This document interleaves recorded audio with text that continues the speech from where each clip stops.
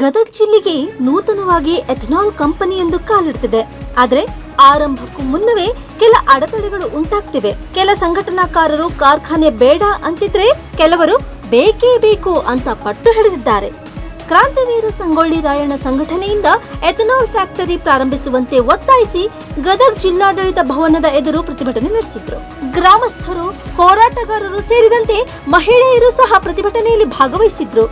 ಇನ್ನು ಗದಗ ಜಿಲ್ಲೆಯ ಲಕ್ಷ್ಮೇಶ್ವರ ತಾಲೂಕಿನ ಹಿರೇಮಲ್ಲಾಪುರ ಗ್ರಾಮದಲ್ಲಿ ಪ್ರಾರಂಭವಾಗ್ತಿರೋ ಎಥನಾಲ್ ಕಂಪನಿಯು ಸುಮಾರು 36 ಎಕರೆ ಭೂಮಿಯಲ್ಲಿ ತನ್ನ ವಿಸ್ತೀರ್ಣ ಹೊಂದಿದೆ. ಕಂಪನಿ ಆರಂಭಕ್ಕೂ ಮುನ್ನ ಸಂಬಂಧಪಟ್ಟ ಎಲ್ಲ ಇಲಾಖೆಗಳಿಂದ ಅನುಮತಿ ಪಡೆದುಕೊಂಡು ಆರಂಭಕ್ಕೆ ಸಜ್ಜಾಗಿದೆ.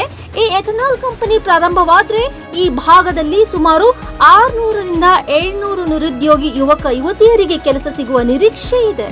ಜೊತೆಗೆ ಈ ಭಾಗದಲ್ಲಿ ಅತಿ ಹೆಚ್ಚು ರೈತರು ಬೆಳೆಯುವಂತಹ ಗೋವಿನ ಜೋಳಕ್ಕೆ ಫ್ಯಾಕ್ಟರಿ ಆರಂಭದಿಂದ ಅನುಕೂಲವಾಗುತ್ತೆ. ಹೀಗಾಗಿ ಗ್ರಾಮ ಅಷ್ಟೇ ಅಲ್ಲದೆ ಇಡೀ ತಾಲೂಕು ಹಾಗೂ ಜಿಲ್ಲೆ ಸಹ ಆರ್ಥಿಕವಾಗಿ ಬಲಿಷ್ಠವಾಗುತ್ತೆ. ಹಾಗಾಗಿ ಯಾರ ಮಾತಿಗೂ ಪ್ರತಿಭಟನೆಗೂ ಮಣಿಯದೆ ಎಥನಾಲ್ ಫ್ಯಾಕ್ಟರಿ ಪ್ರಾರಂಭಿಸಲು ಅನುಮತಿ ನೀಡಬೇಕೆಂದು ಒತ್ತಾಯಿಸಿ ಜಿಲ್ಲಾಧಿಕಾರಿಗಳಿಗೆ ಮನವಿ ನೀಡಿದರು. ಫ್ಯಾಕ್ಟರಿ ವಿರೋಧಿಸುವವರಿಗೆ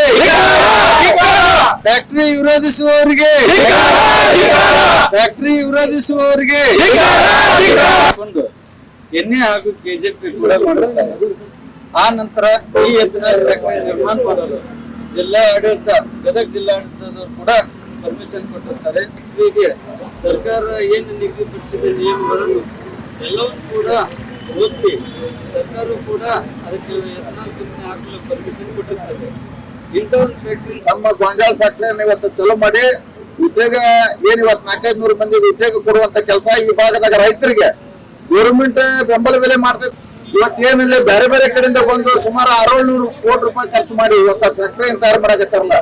ಈ ಭಾಗದಾಗ ಒಂದು 400-500 ನಮ್ಮ ಗೋಂಜಾಳ ಫ್ಯಾಕ್ಟರಿಯನ್ನು ಇವತ್ತು ಚಲೋ ಮಾಡಿ ಉದ್ಯೋಗ ಏನ್ ಇವತ್ತು 400-500 ಮಂದಿಗೆ ಉದ್ಯೋಗ ಕೊಡುವಂತ ಕೆಲಸ ಈ ಭಾಗದಾಗ ರೈತರಿಗೆ ಗೌರ್ಮೆಂಟ್ ಬೆಂಬಲ ಬೆಲೆ ಮಾಡ್ತಿದ್ದಾಗ ರೈತರು ಎಲ್ಲರಿಗೂ ಇವತ್ತು ಗೋಂಜಾಳ ಖರೀದಿ ಮಾಡುವಂತ ಒಂದು ಕೇಂದ್ರನೂ ತೆಗಿತು ಅಂತ ಹೇಳ್ಯಾರ. ಅದಕ್ಕೆ ಈ ಭಾಗದಾಗ ಬಹಳ ಹಿಂದುಳಿದ ಪ್ರದೇಶ, ಇಲ್ಲಿ ತಾಲೂಕಿನಾಗಿರುವಂತ MLA ಆಗಲಿ ಉದ್ಯೋಗ ಕೊಡಿಸುವಂತ ಕೆಲಸನೂ ಮಾಡ್ಬೇಕು.